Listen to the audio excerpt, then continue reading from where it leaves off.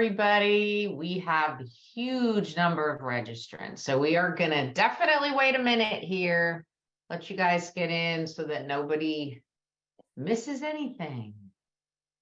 Yeah, this is proud of you guys. Dialed in the middle of summer on a Monday afternoon here. I mean, brownie points, I would say. Absolute brownie points here. So that's great. Yeah, we'll do quick introductions in just a minute here. Hit on some quick housekeeping stuff, and then get right into the content, right? As you obviously, everybody's very interested in this content. With it, you class 2024 families specifically are the major guinea pigs here. Some of the biggest changes we've had in decades in this whole college ecosystem. So and we're confident 59 minutes from now you're going to be feeling better about how this is going to impact your family for better or for worse here. But if you would, it's always fun for us to learn where you're at in the country. I think we always like hearing where NSHSS in particular tends to be very geographically diverse. So yeah, pop that in the chat for us if you would. And then also if you want to share the graduating class of your student. I think we're mostly talking in class 2024, but maybe some 25s here, and that seems to be it. We got Texas, Colorado, South Carolina, California, New York, finally Massachusetts, Arizona, all over the place. They are flying in. Awesome. Portland. It's hard to even read them. They're coming in so fast. Yeah. And I think to that point, everybody, one of the benefits of having three of us on here is we're going to do our very best to answer any and all questions that you have. We love questions, right? And we're going to tell you to put them in the Q&A because that's where we're going to be banging away. Whichever one of us is not talking, the other two of us are going to be working in there to answer every question. I can tell you right now, we're not going to get to every question. We just can't by the nature of the volume here. But before you leave, you're going to be crystal clear on how to interact with us moving forward, next steps. Today is actually very unique. Actually, the first time we've done this for an event like this. Definitely the first time for NSHSS, but anybody here is going to have the opportunity to connect with one of our pros, somebody on our team, one-on-one, and we're not going to charge anything for that, which is, again, I'll share details at the end, but that's the first time we've ever done this. So something that's a pretty cool opportunity for you all this week. So quickly, just by way of introduction, we're College Aid Pro. Okay, I'm Matt Carpenter. I'm one of the founders of this company, and I think collectively we've been doing this for most of our careers, or all of our careers in my case, right? Is this kind of all I know is this whole college world, and specifically the financial aid scholarship piece of the puzzle. That's Peg and I. That's kind of our first language in this ecosystem. That's what we're going to be coaching you up on today. Whereas is Brian, his sweet spot is on the admissions side of the fence. So I'm up here in the Boston area. Actually, you're stuck with two Boston guys today, kind of bordering the city here, specifically our offices in Salem, Massachusetts, which if you ever get a chance to come visit Boston is worth a day trip up here. Highly recommend it. But this is what we do. This is all, our goal is to educate the masses, basically going through this process and make sure that you are empowered and educated and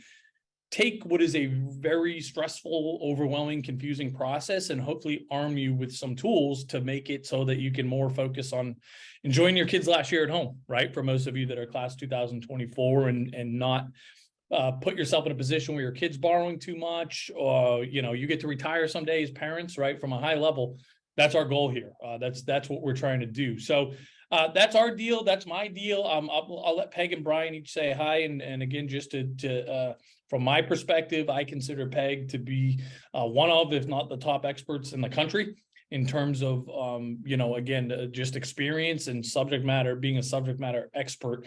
I always like to call her the fairy godmother of financial aid. And she's earned that nickname, certainly, as you guys will find out today and moving forward.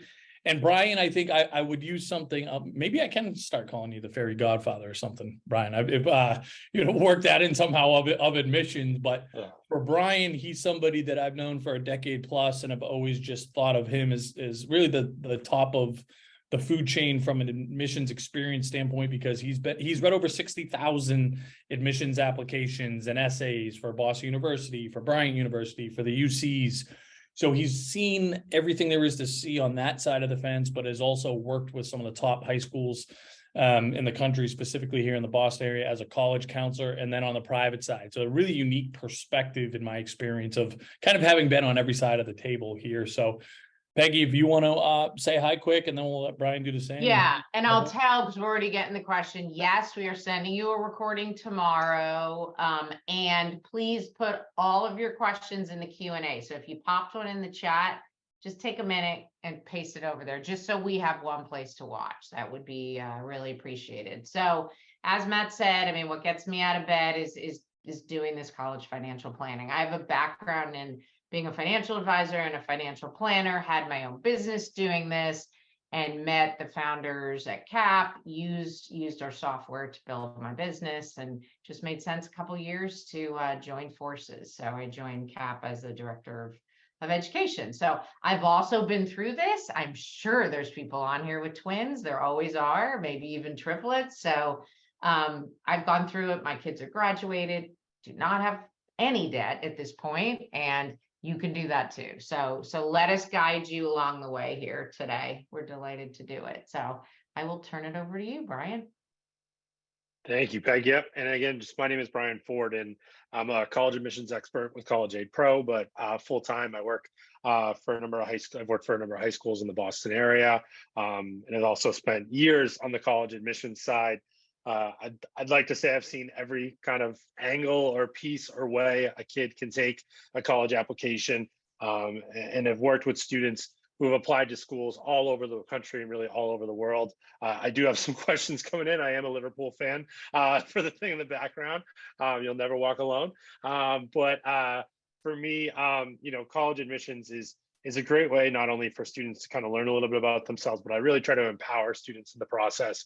And that starts with preparation. And part of that is coming to webinars like this, particularly in a year like this where so much is changing. So. All right, well, let me share my screen here and we are going to dive right in. All right.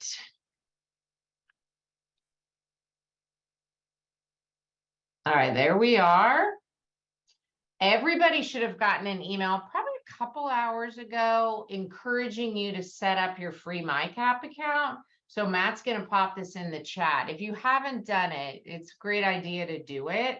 If you have done it, hopefully you have that open on another computer next to you. So as we're talking about different things, you can look and actually see what your SAI is and look for your family. So it's pretty powerful if you have that, because you can take the learning and just go right into your specific situation. So go ahead and do that. It doesn't take long. Just click start for free and get in there. Okay, so what I want to do is I'm going to go quickly here. So full transparency, just a financial aid 101, just so that you guys have a frame of reference. If you don't, we will get in the weeds on this in subsequent webinars. So just do your best if this is all brand new. So the key takeaway here is all these colleges, their cost of attendance, their sticker price, if you will, have been going up for years. We all know that.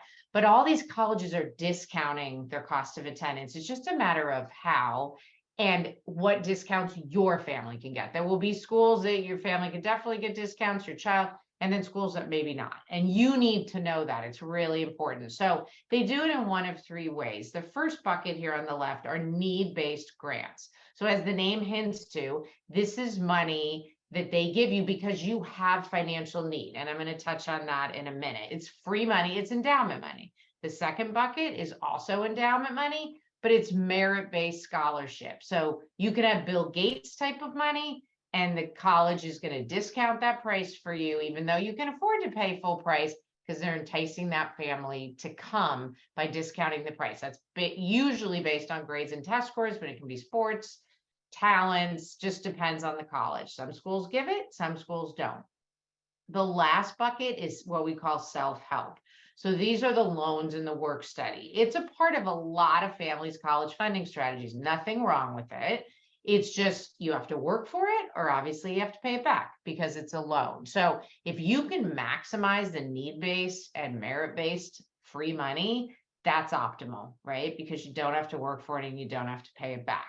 So how do you know if you're eligible for need-based aid? So if you set up your free MyCap account, it's sitting there and you see it says EFC in the software. We're in the process of switching that over. Just think of EFC and SAI as the same thing. It's a name change that we'll talk about in a few minutes, but so it's the same thing. So they take the full cost of attendance, they subtract your SAI/EFC, and that gives you your need. So say the school costs 70, you have an EFC of 30, you have $40,000 of need in that college's mind. And that's an annual amount. Doesn't mean they're going to give you $40,000, but that's the starting point. So you need to understand those numbers. So how do they calculate this SAI? There's assets and there's income. So on the asset side, it's only your non-retirement assets. So if you've been a great saver and you've got nice 401ks, 403bs, you're lucky enough to have a pension and IRAs, all of that is retirement. So that is not part of the forms. You disclose it on one of the forms, but it's not part of the calculation. If you have 529s, and there was already a question in the Q&A about 529s, and the parent owns that 529, which is typical, and then the student is a beneficiary, that's an asset of the parents. That's one of the biggest mistakes people make on financial aid forms. And that's a good thing because parent assets are assessed up to roughly 6%, whereas students is 20 or 25. So keep that in mind. If grandma has a 529, that's not even part of the equation at all. And that's a new change. That's a good change that's come. People ask about real estate. If you have real estate other than the home you live in, that's going to be considered an asset. The market value minus your liabilities. Your primary home is looked at mostly private schools that require a second financial aid form called the CSS profile. And just planting the seed that when you're valuing your home, you want to be honest, but you want to get the lowest defensible value for your home. And then there's something that's on the slide here called the IRS quick sale value. You can lower it by about 15 or 20%. Debt is not asked about, but should always be disclosed. Anything that's a strain on cash flow. So that's how the asset piece works. Income is a bit different, and it's the biggest driver. Parental income is by far the biggest driver. So first of all, what year are you looking at? Lots of class of 2024 parents here today. When you get see those forms soon, it's going to be all about the tax year of 2022. It's a 2-year look back. We call that prior year. That was put in place years ago, President Obama. So you see the slide here. If you're class of 2025, it's going to be 2023 and so on and so on. So basically, if you have a class of 2025 student, you are in the tax year that matters. So you want to keep that income as low as possible. You're not going to quit your job unless you're able to, but don't create capital gains. It's the more you understand about this, the better you can kind of play in this financial aid sandbox, which is a pretty crazy place to play a lot of times. It's mostly based on your adjusted gross income. There are some add-ons, but that's the most of it. Student income is assessed as well, but on the Fafsa, which is most of the schools only require the Fafsa, students this coming year can make up to $7,600 and it's a wash. So for most kids, it's not going to be a big deal because they just don't make that much money. But for parents, it can be. The highest level of your income is assessed at 47%. So it is what it is for most families because you're making a living, right? Which you need to do. Assets on the flip side are actually assessed the day you submit forms. So you have time to spend money that you're going to spend or implement strategies. Now, remember the flip side where I said, well, there's need-based grants and that's endowment money, and there's also merit-based scholarship. So merit is given out by the Office of Admissions, not financial aid like the need-based aid. And as I said earlier, it's truly the college starting to do that discounting to entice a student to come that they want to come, right? And merit is great because it's usually almost always offered for all 4 years. So when you're planning and doing your 4-year cash flow, which I recommend everybody does, you can count on that money coming in as long as a student maintains a certain GPA. So Matt, I will stop share here so you can pop in and chat about that a little more. Awesome. Yeah, thank you. And great review there. Obviously, as promised, right? Peg just kind of by necessity had to whip through that. But and we understand the focus today is really on these FAFSA changes and the Supreme Court decisions, which obviously we're going to get to here. But I think it's really important that most of you have a solid foundation of education, right? In terms of how this whole process works. Well, Before we, sorry, go ahead. and this is a great time because Matt might forget this. I'm going to put in the chat. We're doing a boot camp in a couple weeks. It's 4 days. It's an hour on different topics, and that will get you deeper into some of the financial aid stuff, deeper into some of the stuff that Brian's going to talk about. Totally free. We have a scholarship we're giving out. So I'm going to put that in the chat. And just don't get sidetracked by it. Just click, it'll open another tab and you can register after. But definitely take advantage of that event we're doing because it's going to be jam-packed with great information. We couldn't do it, Peggy, huh? We still couldn't remember at the top. We always forget about the old. Come on, Brian. Giant post-it in front of me. I set an alarm and I still almost forgot. Oh, we got there. We got there. And just again, really quickly, I know Peg is putting the link in the chat, but day one, basically that 15 minutes that Peg just spent there going over financial aid and scholarships 101, we're going to do an entire presentation that really unpacks that and helps you understand, well, how do the mechanics of it work? How do I get the most financial aid? Who gives the most financial aid? If I'm not eligible for financial aid, what should I do? That's day one. And again, we'll spend a full hour on it. Day two, I think day two is our test prep day where we're having the Princeton Review come in and talk about how do we nail the ACT, the SAT, what do we need to know about test optional. Day three, we're going to have Dan and Brian here that are going to talk about how do you, what's everything you need to know about the essay, which is this year, which Brian will talk about, more important than ever, than it's ever been, the personal essay and statement, and then the Common App, which is really, again, everything you need to know about that. And then the last day, day four, Brian and I are going to kind of go through our process of how do we build this list of colleges to make sure that it is balanced from both an admissions and financial standpoint. So that entire thing's free. Even if you can't make it live, just register. And we do have a limited number of slots. I forget what it is exactly off the top of my head, but register and you will get the recordings for free. Even again, if you can't make it live, you're on vacation, whatever. And then we're giving away that scholarship on Thursday. So thank you, Peg. Okay, so back to the task at hand here. And let me just share my screen quickly. So this is your, for those of you that set up your CAP accounts, and I saw that was most of you, which is awesome. And it looks like you're kind of following along here right now. This is kind of your home dashboard, and it's giving you a couple things in your face, right? Peg mentioned that EFC, soon to be SAI, but the basically this is the foundation for determining your family's eligibility of financial aid or lack thereof. So let our platform do the work for you. Don't listen to the noise out there. Don't just go with your instincts to say, I think we're going to be eligible for financial aid. I think we're not going to be eligible for financial aid. We're instantly going to tell you how much financial aid, if any, are you getting at every college? How are you going to get a scholarship? How much? At which colleges, right? And this is a very common kind of example. This is a family of four from in my neck of the woods here in north of Boston, kind of average income, average savings. But you'll see a couple of, I think, interesting things. And where we're always telling people to focus is not so much on the sticker prices of colleges, because in most cases those are misleading numbers, right? And this is a great example of that. I want you to focus on the net cost. What is your family actually going to pay? Are you going to get a discount? How much? And this is a great kind of case study here, right? So you would think that two really competitive, really expensive colleges, Amherst College and NYU, one would think those would be a very similar price point, but you can see they're wildly different, right? Why is that? Why is NYU so much more expensive than Amherst? Couple of reasons here. Number one, this family owns their home, their primary residence, okay? And NYU basically is like a lot of the colleges that are of a similar ilk, where they say if you have equity in your primary residence, that's fair game, right? And Peg talked about one strategy that we usually implement to try to minimize the damage there.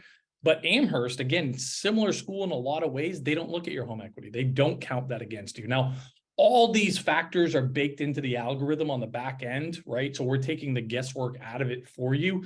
But it's so important, right? It's so important that you know this stuff beforehand. And another reason why this family has such a huge variation in their EFCs, the federal versus institutional, this is a divorce family, right? So it's a 2-household family where colleges that use this business model, they're only going to be looking at one household, right? If we only require the FAFSA at our college, we're only going to be looking at one household. I'm going to talk about which household that is. And I've already answered a bunch of questions on that front. Whereas colleges that use this institutional methodology, right, they're going to be looking at 2 households in most cases. So this is, again, all stuff we need and want to know beforehand, before we're even applying to these colleges in a perfect world. And just to kind of show you one more thing here, to hopefully incentivize you to get in here and figure out the deal with your family.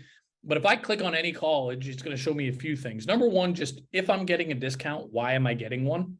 Okay. And then we have all of this information, really, really important information baked into one place here, right? So for example, for every college in the country, we have every single scholarship that they offer at these colleges. And we're really good at projecting, well, how much is my kid going to get, if anything? Okay. And then there's some more context. If you're one of those families that likes to get deeper in the weeds, well, why is my kid getting a scholarship? And for every school, we've listed their average GPA, their average test scores. Are they test optional or not, right? From the financial aid piece of the puzzle, how generous are they or not generous? What forms are they requiring, et cetera? So anyways, there's all this information out here. We pride ourselves on being the source of truth. Okay. And so get in there and make sure that your family has some clarity as you're getting ready to navigate here. Okay. People that are getting a message about site under maintenance, can you just put in the chat if that's for boot camp or if that's when you're setting up your MyCap account?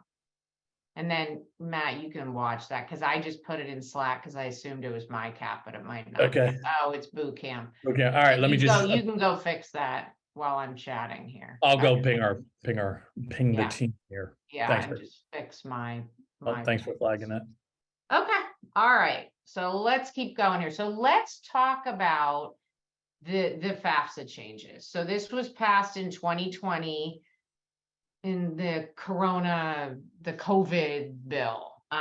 And most of the changes are starting in the 24-25 school year. So if you don't have older kids, this is just your normal, right? You don't have to get used to these changes. So first key takeaway, if you have older kids, you're going to notice some dramatic differences when you get this FAFSA. One of the biggest changes from a timeline standpoint is because of these changes, the Department of Ed has pushed the go live date on the FAFSA to sometime in December.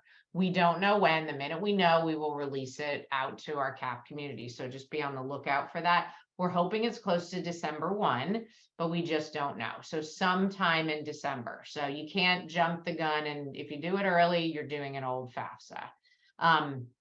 As I said earlier, with prior year, it's based on the 2022 tax returns. There's no change to that. It's just another reminder. And, current college students, this is where the colleges are figuring this out too, because I've already seen some questions in there. Matt's going to hit on it in a few minutes about having, like myself, having 2 in school at once, or it doesn't have to be twins. It could be a junior and a senior in high school that are sharing 3 years in college. And if you already have kids in school, it's not written in the legislation that they will be grandfathered, although we're hearing from colleges, they don't want kids to leave. So they're going to do their best to try and hold on to their student body. Their retention stats matter to them. So just keep that in mind. Here's a list of just the good changes. I'm going to go through those. So already hit on this one. If you see expected family contribution anywhere, just think of that as SAI. It's the student aid index. One big difference, and there's a lot of really good changes for low-income families. So one of them is that when they're calculating the SAI, it can be up to negative 1,500 on the income side. You can't have a negative 1,500 at the end of the calculation, but it can lower without getting in the weeds on how they do the calculation, it can lower it. So it's a positive if you're a lower income family. They are going to have some allowances for students living at home or with family, which they currently don't have. So it's a name change and some calculations in the back end that are different. Huge change if you've seen previous FAFSAs. It's gonna go down to a third of the questions. Although I was talking to somebody the other day that said, you know, all the demographic questions, it used to be 1, 2, 3, 4, 5. Now they're mushing them into one. So in August, I will actually be on the webinar to go through the demo. So we'll see, but they are lowering the questions.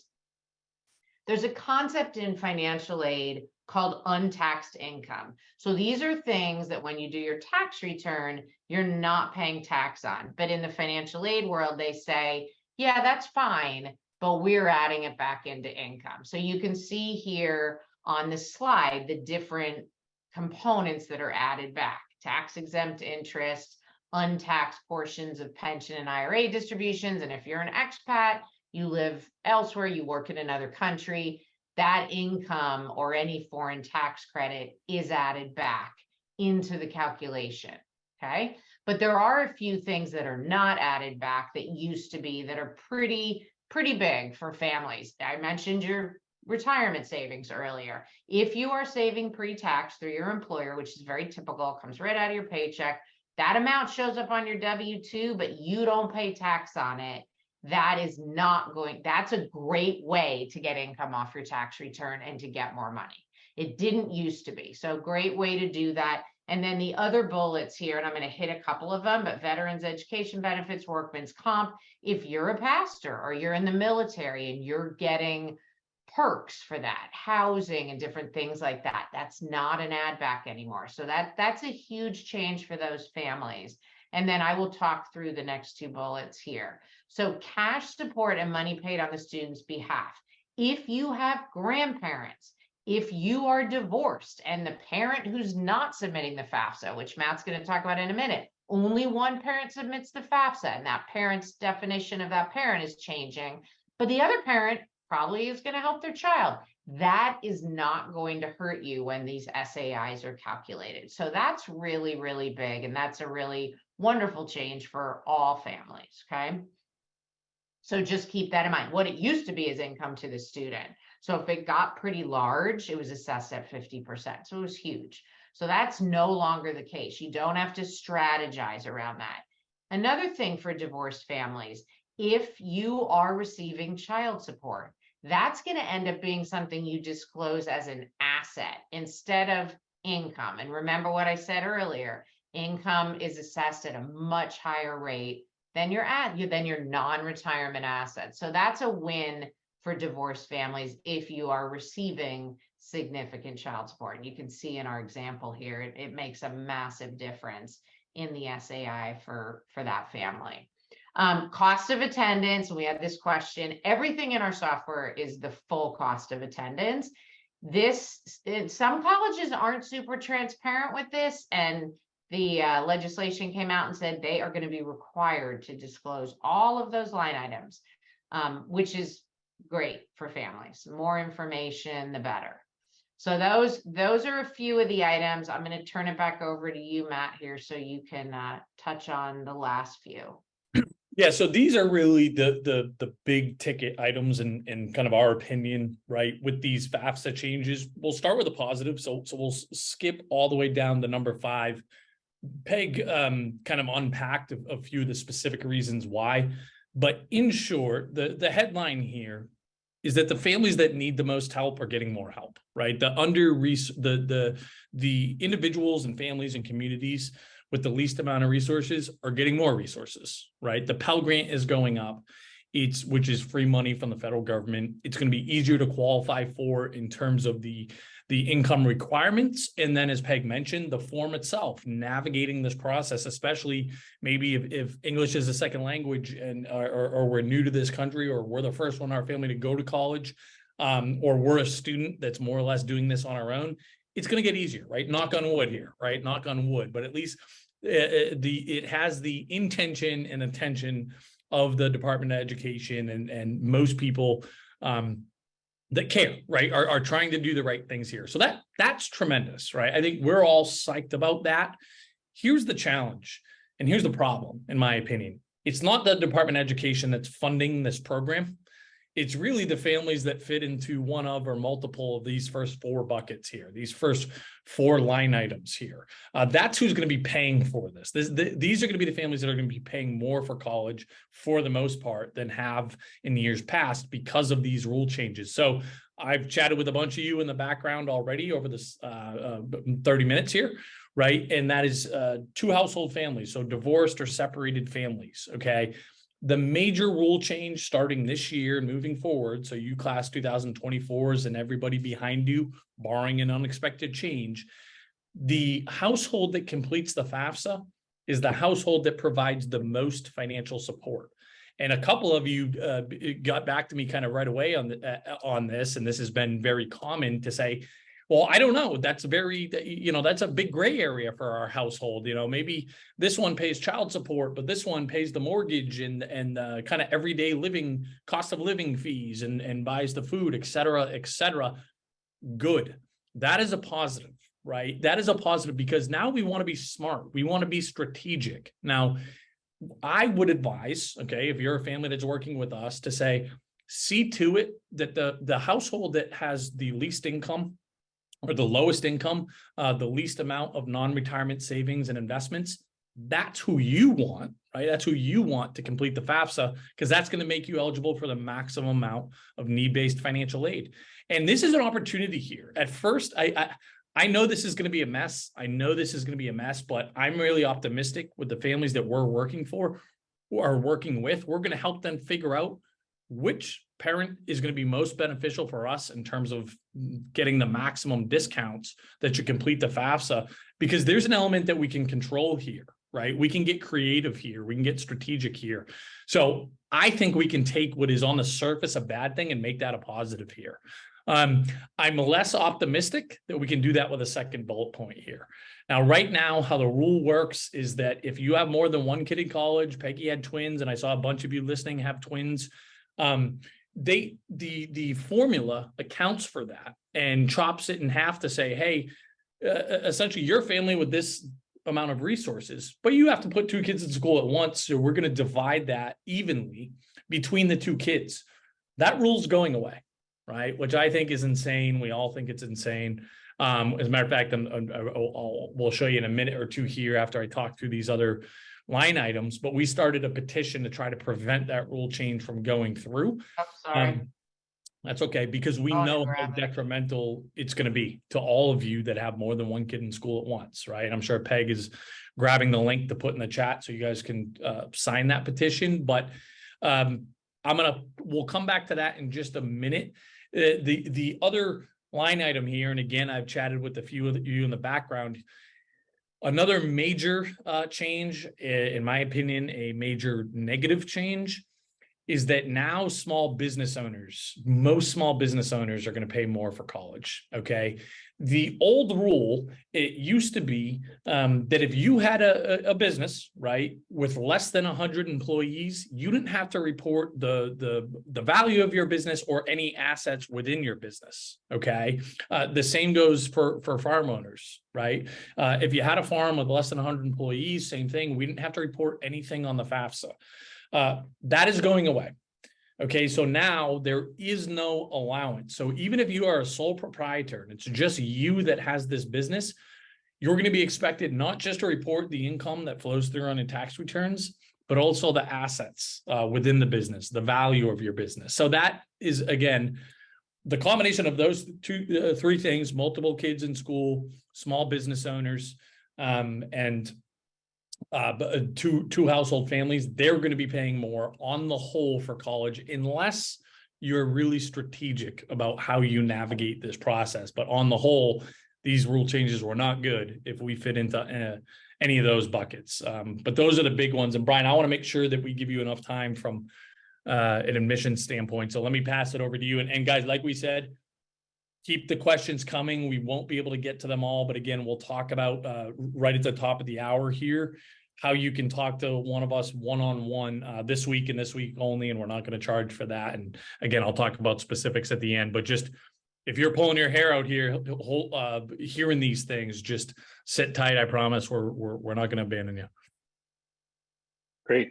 Thank you, Matt. Obviously, I'm going to try to do my best here to kind of go over some different key areas of the college admissions process right now, very much from a 30,000-foot view. If you're interested in hearing more, I'd definitely suggest signing up for the boot camp. Of course, we're going to go much more into detail with a lot of this stuff, particularly when it comes to kind of building a list and choosing whether the right schools to apply to for you. But then obviously signing up for one of our hour consultants or more as well if you have more specific questions. I always like to discuss kind of what goes into a decision. I think there is a lot of fluff out there in terms of what actually goes into depending on kind of the real truth. And really there's two sides of any decision. There's the student side, and then there's the side of the school or the college or the institution. And so when you're thinking about a student, the thing that's always going to be top is academic rigor. What are the grades that the student is getting in relation to the classes that they have taken at their high school? And so that is not only the classes they're taking, but in some ways the classes that they're not taking. So they look at you in terms of your competitiveness by looking at your school's individual curriculum and what classes, did you take in relation to that? That personal essay and supplemental essay, as Matt hinted at, has become so crucial. It's a huge piece of what we do in our Wake When It's Over packages, but really for any student, the essay has become such a bigger piece as schools have now gone test optional, something I'm going to talk about in just a bit. Close to 1,900, more than 1,900 actually, close to 2,000 at this point nationwide have some sort of test optional policy. Naturally, those schools need to inflate another area of importance.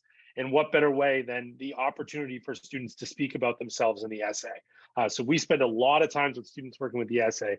This is another key part that has been really affected by the recent affirmative action ruling. So speaking with some other colleagues of mine at some other schools, as well as members of NACAC, which is a governing body organization I'm involved in, which kind of oversees college admissions, all are in agreement that whether it's students of minority or students of color, really need to use the essay to kind of essentially display their background and who they are as a human being. Because while in past years, there would have been a line item to kind of show your race, now that's not going to be there anymore.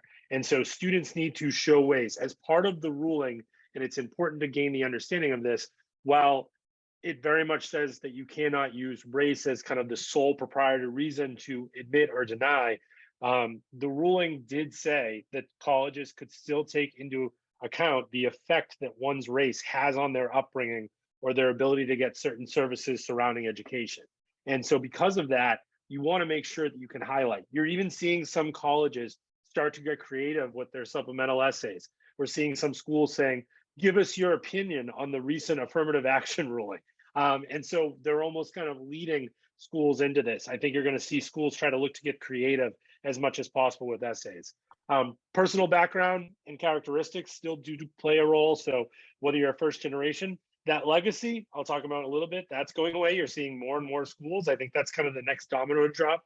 For those who don't know what a legacy is, if you have a connection to the school and that a parent or a sibling or a family member attended the school prior. Obviously, athletics and talent play a role, but as well as gender. And then a bigger piece of college admissions is that demonstrated interest. It's something that I have all the students that I'm working with, either at the schools that I work with or privately, to really promote yourself, regardless of where your skills or talents are. That's by going to campus. That's by meeting with college reps. That's by doing interviews, and that's by corresponding in a professional way. Many schools do track this and will take this into consideration as far as their college decisions go. Now, the other big side of this is obviously the college side. Myself and some of the other College Aid Pro colleagues, we're talking about a recent article written by Rick Clark, who's the director of admissions at Georgia Tech. And I couldn't say it better myself. He leads it off by saying college admissions is unfair. And so let me be the first person to kind of, pop that balloon and say that there's a whole other side of why or why not students are admitted. And sometimes it has nothing to do with how successful the student was. So what are some of the overall strategies of the school? Maybe they've over-enrolled. We're going to talk about that for some of our more elite schools in a couple minutes. What are the certain deadlines that you have to apply?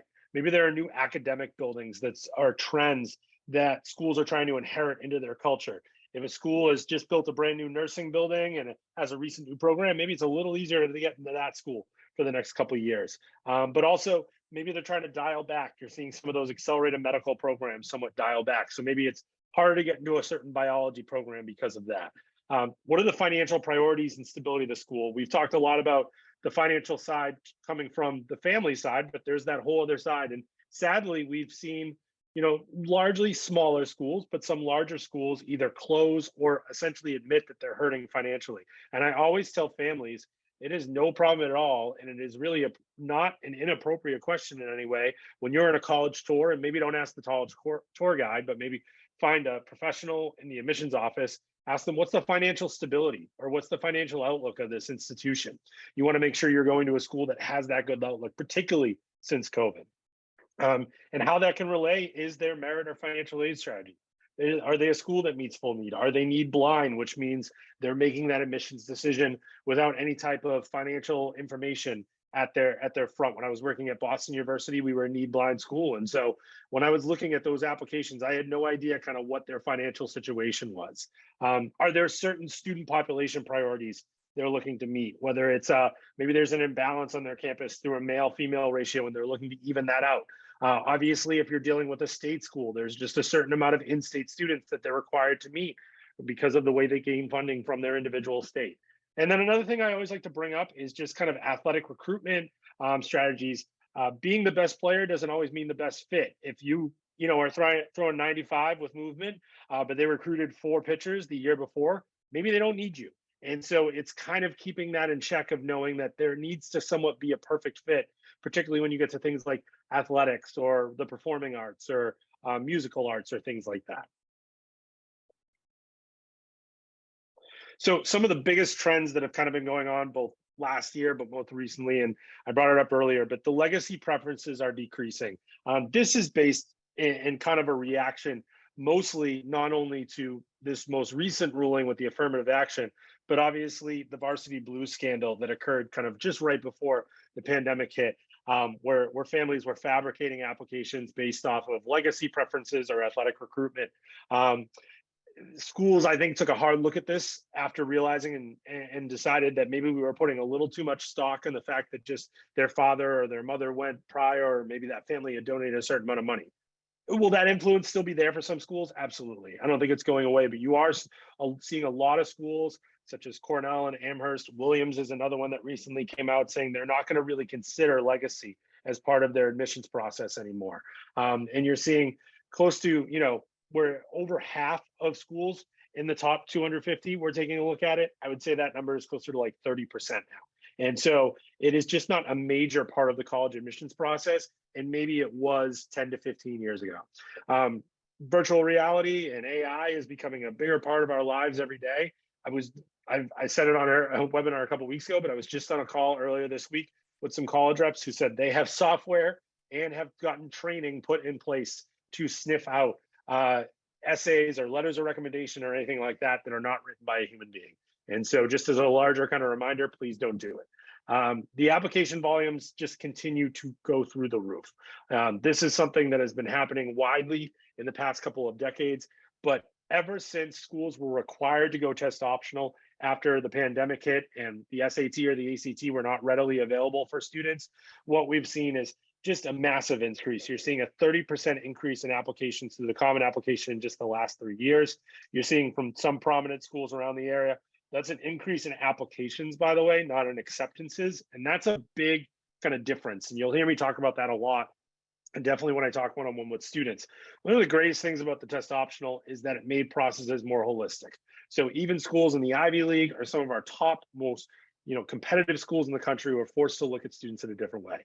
What that provided to students, was more access to schools, not necessarily more acceptances to schools. And that's a big kind of difference that people need to realize. That test optional policy isn't necessarily that get out of jail free card. You still need to be an admissible student in an academic sense. What we're also seeing, though, is a lot more students are applying to these top schools saying, well, if I don't have to send my SAT scores, maybe I have a chance. And in some cases they do, but it's not like they're building more dorms or opening more beds. It's still going to be the same amount of students that are going to be accepted from year to year, in a certain range. And so that's why a lot of these acceptance rates that we're going to talk about a little bit are dropping in a much bigger way than they would have historically. And just kind of going on that, we've seen just those rates continue to go down. Ivy League admissions have dropped 1.5% since 2019. Well, that doesn't seem like a big number when the average admit rate before that was around 6.5% to 7%. It does make a pretty big difference. And top 30 schools are seeing an average drop to 0.25%. We're seeing schools that from last year to this year saw drops of 8 to 10%. These are schools that have massive application loads of 100 to 110,000 students applying, and so you're seeing somewhere between 7,000 to 8,000 students potentially not getting in that would have gotten in prior. So just a huge difference. The test optional movement will continue to be kind of a big talking point in college admissions until it weathers out. Many students have kind of taken advantage of this, and we'll see them continue to do that. One of the things that Matt and Peg and I talk a lot about, and one of the things we work with our Wake Me Up families is it is good strategy to go school by school and decide what works for you individually for each school of whether to send your scores or not. So a big kind of misconception is you kind of pick it for all the schools and decide I'm not going to send any scores or send all of them. But a best strategy is to decide what is best for you depending on each individual school. There are some notable schools that have switched back to requiring scores. You're seeing them down at the bottom, but then there are also some that have gone completely test blind. WPI, a local great engineering school here in Massachusetts, one of those. The University of California entire state system. So schools like UC Berkeley, UCLA, UC Irvine, Cal State Fullerton, Cal State Long Beach. All of these schools, doesn't matter if you have a 16 or a 36 perfect score in the ACT, you are not going to be able send your scores to those schools. They won't consider it as part of your application. And what we're seeing is if students are thinking about going test optional, and especially if they're looking to go test optional to a pretty competitive school, you're going to have better chance if you're applying early. It's not a golden rule, but we have seen a much higher increase in acceptances of students who are applying early over regular decision when they apply test optional. Because of the larger application list, we're just naturally seeing larger wait list and deferral lists. For those who don't know what that is, wait list is they kind of say, we've had some great people apply. We can't admit everyone. We'd like to keep you on our wait list just in case we don't necessarily get the numbers we want.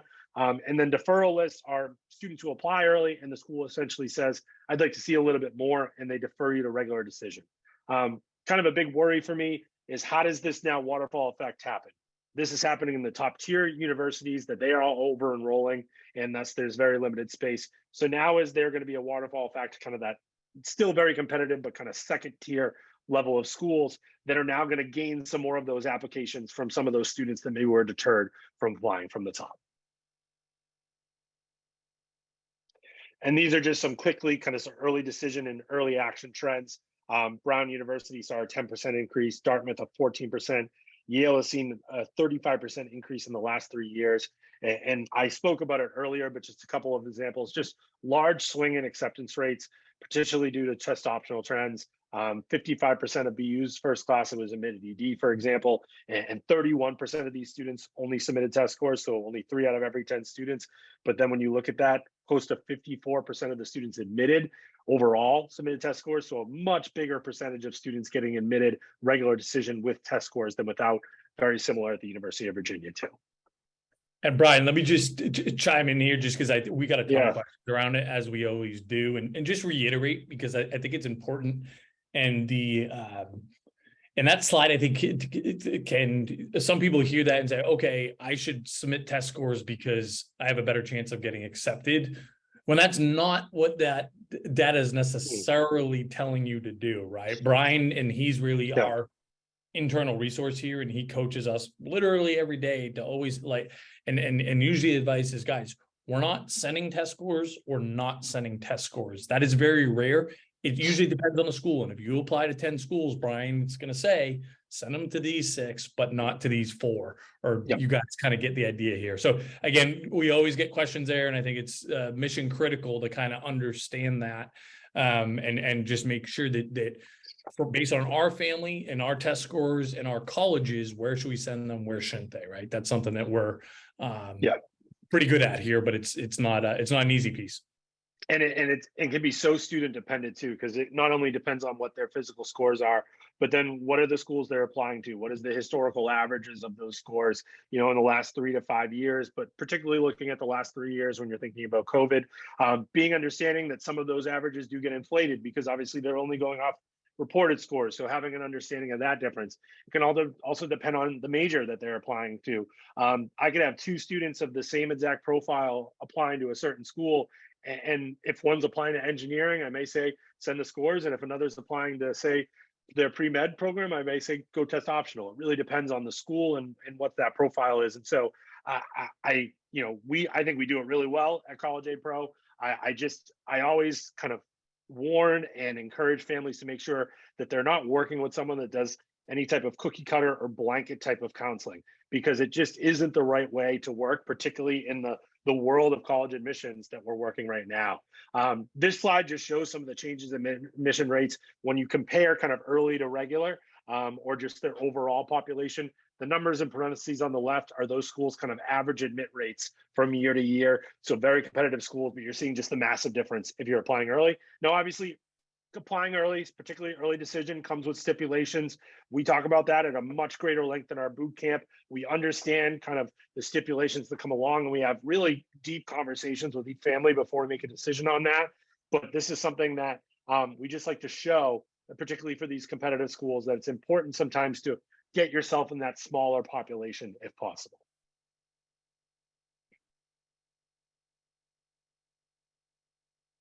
Awesome. Right. I will stop my share here. Thanks, guys. Thanks, Brian. Appreciate that as always, and keep the questions coming. So a couple things here. I know some of you had trouble with the boot camp link. That should all be working and fixed or whatever. So if you want to quickly share that again, Peg, for those that tried to register, sure, and it was broken for.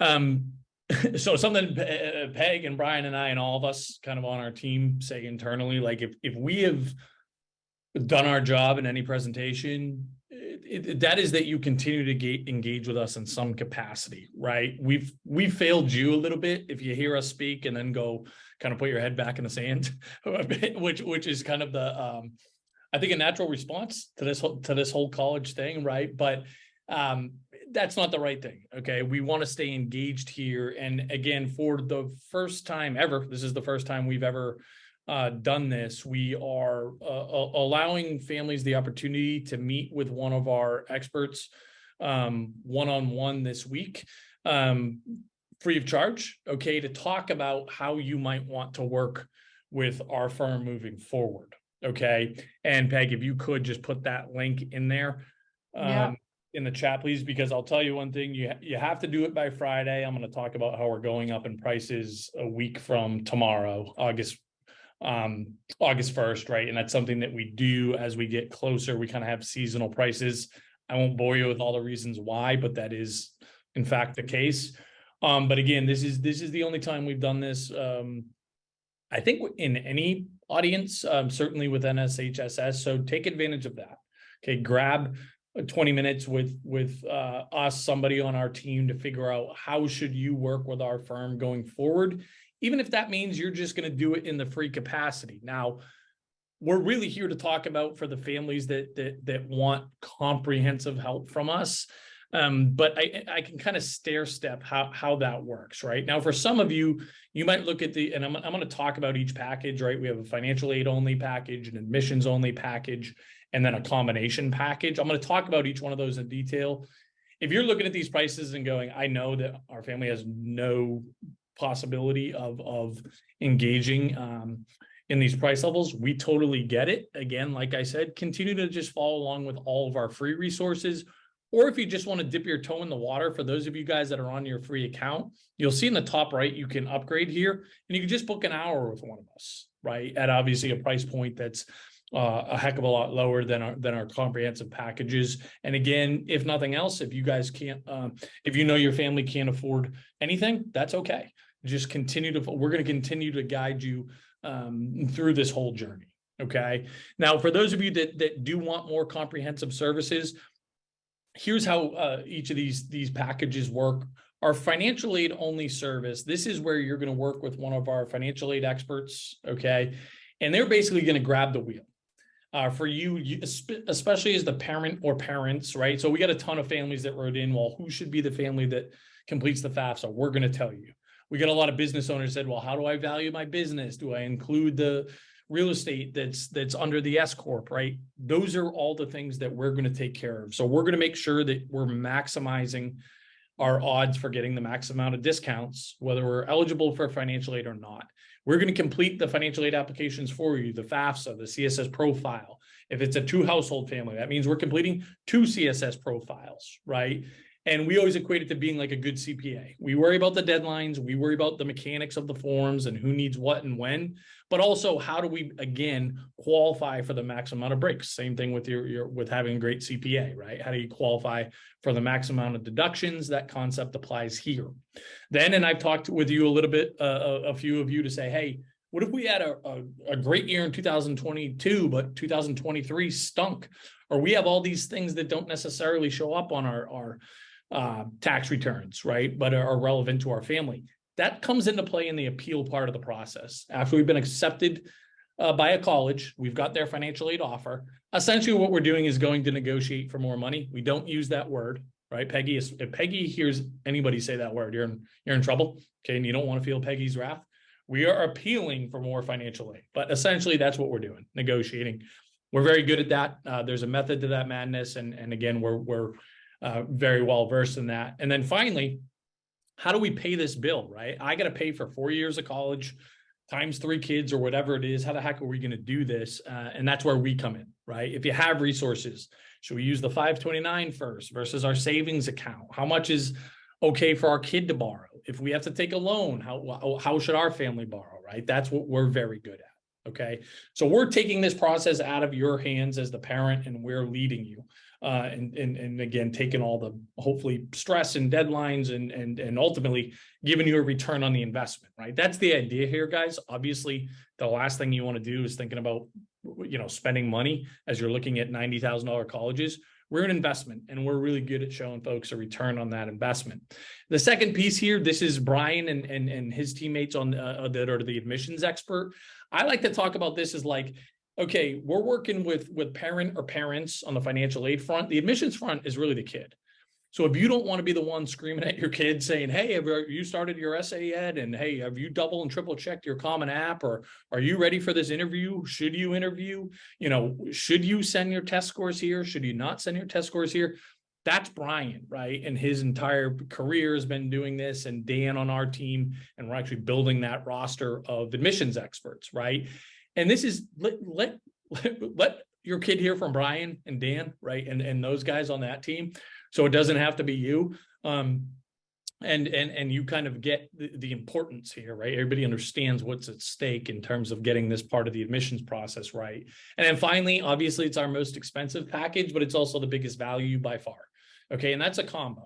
And that's whether you're working with Brian or Dan on the admissions front, and then you're working with your financial aid pro on the financial aid front. Okay, and that's our combination package. Now we're going up in price August 1st.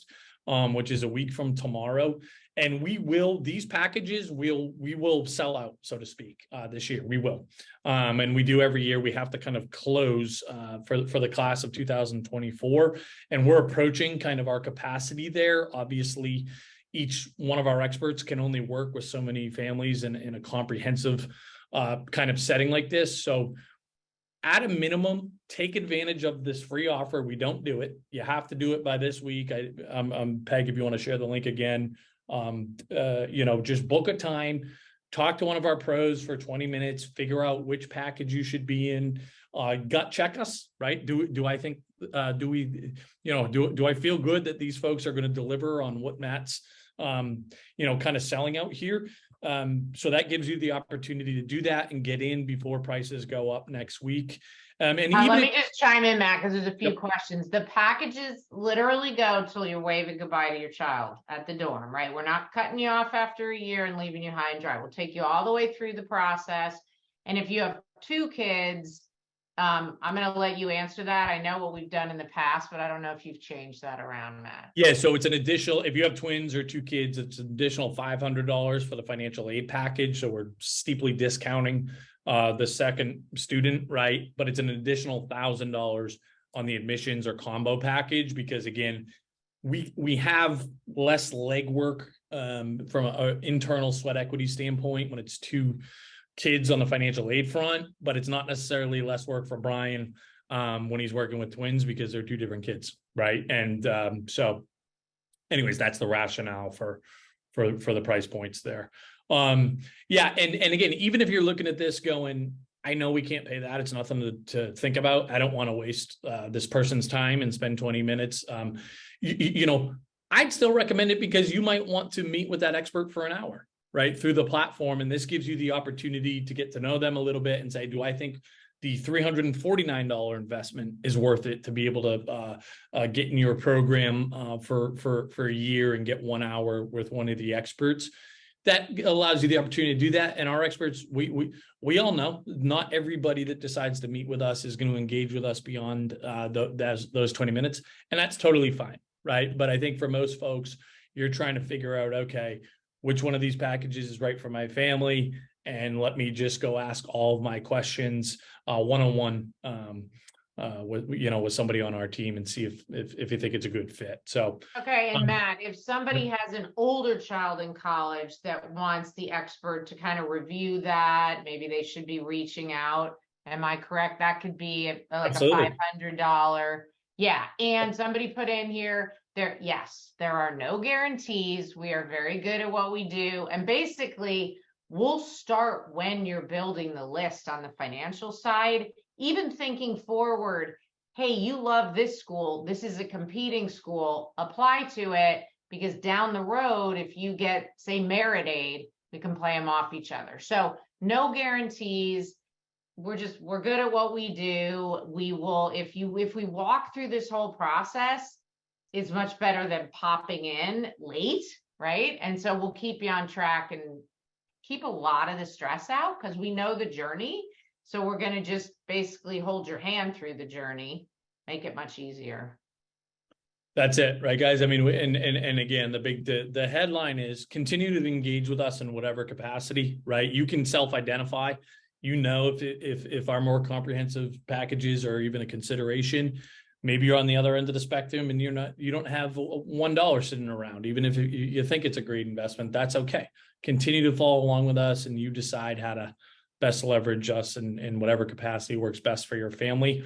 But I do firmly recommend take advantage of that free 20 minutes and then help us facilitate that conversation. And if you're going to get in, you got to get in this week before we go up in price next week. And I think that's it, right, Peggy? Anything to add? Yeah, there? I mean, even if you have a sophomore, if this is something you want to do, you're going to want to buy before August 1 to lock in the pricing.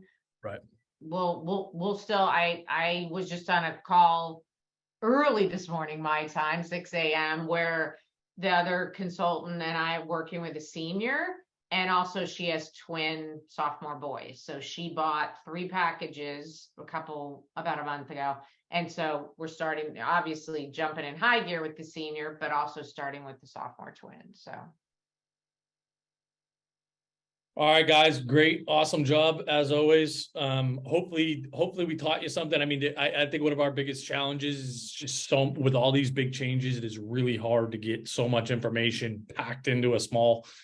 We're always trying to thread the needle. I think we're far from perfect in terms of like educating a lot without being too much and too fast and all that. But it's not easy, right? It's not easy, especially this year, which is the opposite of standard operating Well, procedure. we're getting a lot of nice thank yous. So I think the 3 of us did a pretty good job, and we're only 4 minutes over. So there we go.